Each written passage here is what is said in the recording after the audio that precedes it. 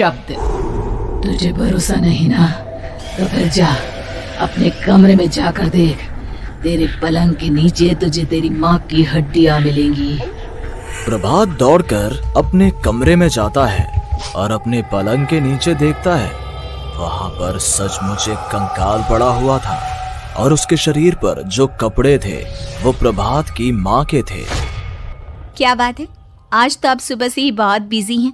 ऐसा क्या लिख रहे हैं? बस एक फैमिली की कहानी लिख रहा था। जैसे हमारी फैमिली है ना, तुम, माँ और मैं, लेकिन थोड़े अलग तरीके से, क्योंकि ये कहानी हॉरर है और इसमें जो आदमी है ना, मैंने उसकी बीवी को मार दिया है। मतलब कहानी में ऐसा लिखा है। और जानती हो, उसके बाद जो बीवी है ना, वो एक बुरी आत्मा बन जाती है।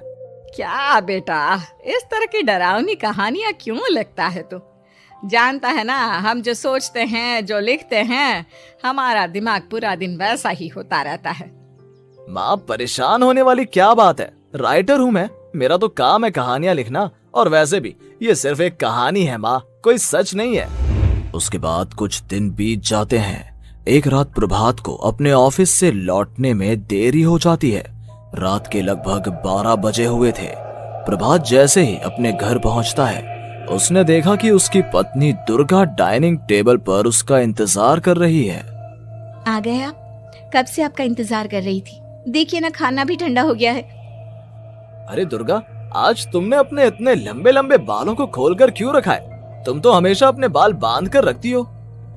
वो क्या है ना प्रभात, जब इंसान अपनी जिंदगी से मुक्त हो जाता है ना, तो उसे दूसरे सारे बंधन खोल देने चाहिए। इसलिए मैंने अपने बालों के बंधन भी खोल दिए। ये तुम किस तरह की बातें कर रही हो? तुम ठीक तो हो?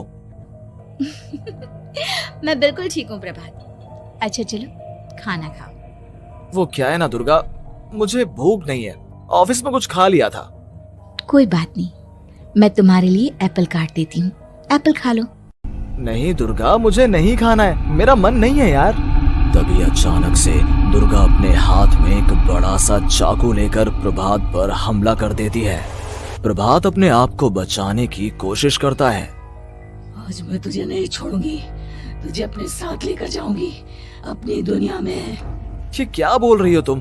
तुम्हारा दिमाग खराब हो गया है। आखिर तुम हो कौन? दुर्गा अपनी गर्दन टेढ़ी करते हुए बोलती है। मैं दुर्गा हूँ, तुम्हारी पत्नी। ध्यान से देखो मेरी आंखों में। प्रभात बुरी तरह से डर जाता है और घबराहट में वो चाकू अपनी पत्नी के पेट में मार देता है। उसकी पत्नी की वहीं के वहीं मौत हो जाती है और उसकी चीख की आवाज सुनकर उर्मिला दौड़ते हुए बाहर आती है। ये तूने क्या किया प्रभात? तुमने अपनी पत्नी का खून कर दिया। लेकिन तू तो उसे बहुत प्यार करता था बेटा। तूने बहू को क्यों मार डाला? माँ, ये आपकी बहू नहीं थी, इसके अंदर कोई बुरी आत्मा घुसाई थी। मैं नहीं जानता ये सब कैसे हो गया, लेकिन वो मुझ पर हमला कर रही थी, मुझे मारने की कोशिश कर रही थी। माँ, मैंने कुछ नहीं किया। ये तूने क्या कर दिया बेटा? दुर्गा ने मुझे कहा था कि वो तेरी कहानी के उस कैरेक्टर की तरह एक्टिंग करके तुझे डराने की कोशिश करेगी। अरे वो तो तेरे साथ मजाक कर रही थी। हे भगवान, ये क्या हो गया? इसका मतलब दुर्गा। लेकिन माँ, मैंने जो कहानी लिखी थी उसमें भी ऐसा ही हुआ था। उस औरत ने अपने पति के साथ मजाक किया और गलती से उसके पति ने उसके पेट में चाकू मार दिया। मेरी कहानी सच कैसे हो सकती है? माँ, मुझे बहुत डर लग रहा है। अब ये सोच, दुर्गा की लाश का क्या करें हम?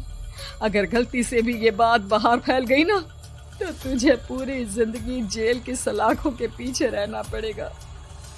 एक काम करते हैं माँ, हम घर के पीछे वाले बगीचे में उसकी लाश को दबा देते हैं।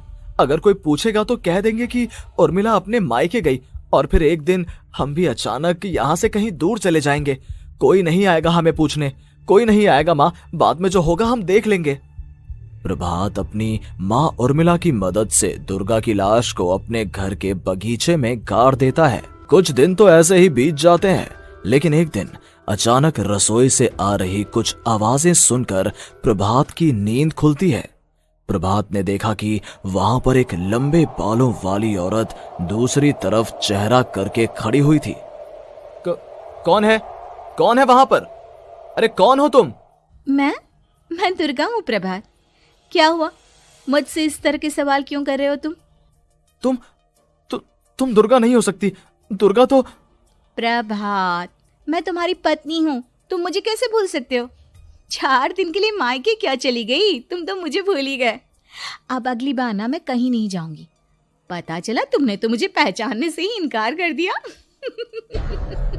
नहीं, तुम दुर्गा नहीं हो सकती। तुम दुर्गा हो ही नहीं सकती। मैं जानता हूँ ये सब क्या हो रहा है। मैंने अपनी कहानी में लिखा था कि उस आदमी की पत्नी की मौत के बाद एक बुरी आत्मा उसका रूप लेकर उसके घर में आ जाती है। तुम वही हो ना? और अचानक से खूबसूरत दुर्गा का चेहरा काला पड़ जाता है। उसकी आंखें लाल हो जाती हैं और पूरे शरीर पर बाल, लंबे नुकीले नाखून, उसके दोनों पैर उल्टे हो जाते हैं और बेहद डरावनी आवाज में वो चिल्लाकर कहती है, बुरी आत्मा, मेरा खून करके मुझे अपने ही घर में गाड़ कर तू मुझे बुरी आत्मा कह रहा है? मैं तुझे छोड़ूंगी नहीं। और अचानक से प्रभात के घर में बेहद डरावनी आवाजें गूंजने लगती हैं। घर में चारों तरफ बहुत सारी बुरी आत्माएं नजर आने लगती हैं। प्रभात घबरा कर अपनी माँ को आवाज देता है, माँ कहाँ है आप? जल्दी आइए माँ, देखिए ना ये सब क्या हो रहा है। प्रभात ने देखा कि अचानक से उसकी माँ कमरे से दौड़ कर आती है। क्या हुआ प्रभात? और ये लोग कौन है? इन सब की गर्दन टेढ़ी क्यों है? इनके बाल खुले हुए।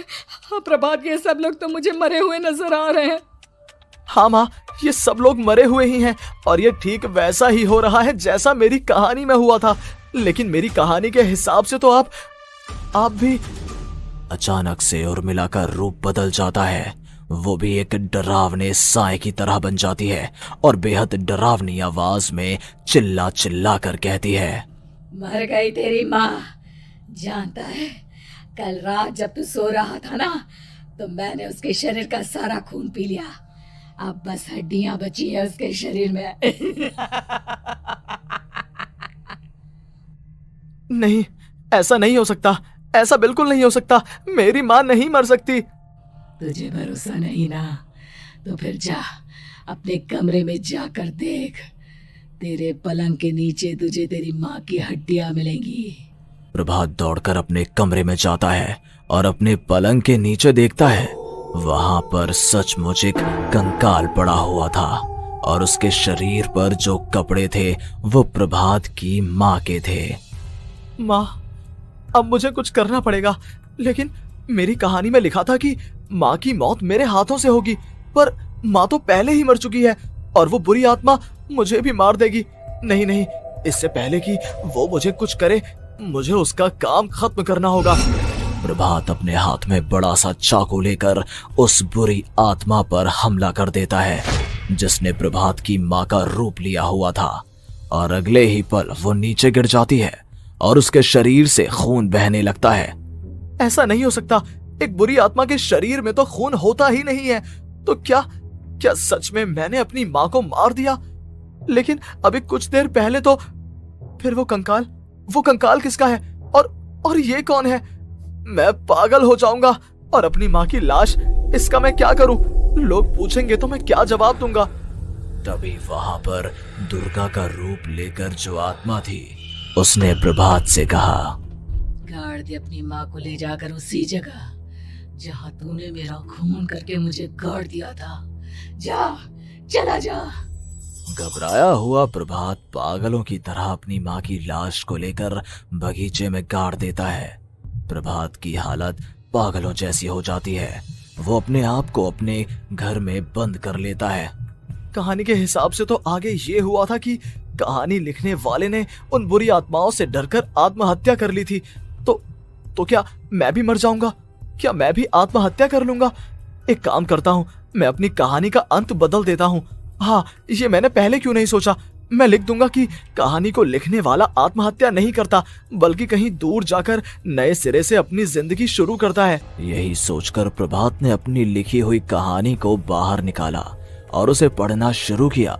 ये देखकर वो हैरान रह गया कि कहानी का क्लाइमैक्स तो किसी ने पहले ही बदल दिया था। ये क्या? इसमें तो लिखा हुआ है कि आखिर में उस लेखक की पत्नी और माँ दोनों बगीचे में जिंदा दफन थे। बुरी आत्माओं ने उनको कैद करके रखा था और वो लेखक अपनी माँ और पत्नी दोनों को जिंदा बाहर निकाल लेता है। लेकिन लेकिन ये सब लिख किसने दिया? प्रभात दौड़कर बगीचे में जाता है और वहां पर खुदाई करना शुरू कर देता है। प्रभात देखता है कि वहां पर लकड़ी के 2 बड़े संदूक हैं और उनके अंदर से आवाजें आ रही हैं। प्रभात, प्रभात बचा लो मुझे, अगर थोड़ी देर और हो गई तो वो मुझे छोड़ेगी नहीं। बेटा देखो, मैं इस बक्से के अंदर बंद हूँ, प्लीज मुझे बाहर निकालो, वो बुरी आत्मा किसी भी वक्त मुझे मार डालेगी। प्रभात वो दोनों बक्से बाहर निकालता है और अपनी पत्नी और माँ दोनों को आजाद करवा लेता है। लेकिन तभी वहां पर अचानक से एक बेहद डरावनी और खौफनाक दिखने वाली औरत आ जाती है। तुझे क्या लगा था इतनी आसानी से अपनी पत्नी और माँ को बचा लेगा? बस 5 मिनट और उसके बाद अमावस का चांद आसमान में आने ही वाला है। लेकिन तूने इन दोनों को बाहर निकाल लिया, अब तुझे मरना होगा। नहीं, मैं जानता हूँ मैं नहीं मरूंगा, और अब आगे क्या करना है ये भी मुझे पता है। प्रभात, ये बहुत खतरनाक है, हमें मार डालेगी। प्रभात, चलो यहाँ से। नहीं दुर्गा, अब मुझे अच्छी तरह से पता चल चुका है कि इस बुरी आत्मा से हम कैसे पीछा छुड़वा सकते हैं। और इतना कहकर प्रभात अपने हाथ में पकड़ी हुई सिंदूर की थैली उस बुरी आत्मा के ऊपर उछाल देता है। कुछ ही देर में वो जमीन पर गिरकर राख में बदल जाती है। ये सब क्या हो रहा था बेटा? ये सब तुम्हारी लिखी हुई इस कहानी की वजह से हुआ है ना? नहीं माँ, पहले मुझे भी ऐसा ही लगा, लेकिन बाद में पता चला कि बरसों पहले हमारे इस बगीचे की जमीन के अंदर किसी को जिंदा गाड़ दिया गया था और बस उसी औरत की आत्मा हमें परेशान कर रही थी। उसी ने मेरे शब्दों में जान डालकर उस कहानी को जिंदा कर दिया था। मुझे माफ कर दो प्रभात, मैंने आपकी कहानी के साथ छेड़छाड़ की थी और उसे बदल दिया था। माफी मांगने की जरूरत नहीं है दुर्गा, तुम्हारे उस बदलाव की वजह से ही आज हम सब जिंदा हैं, क्योंकि आखिर में कहानी में वो हुआ जो तुम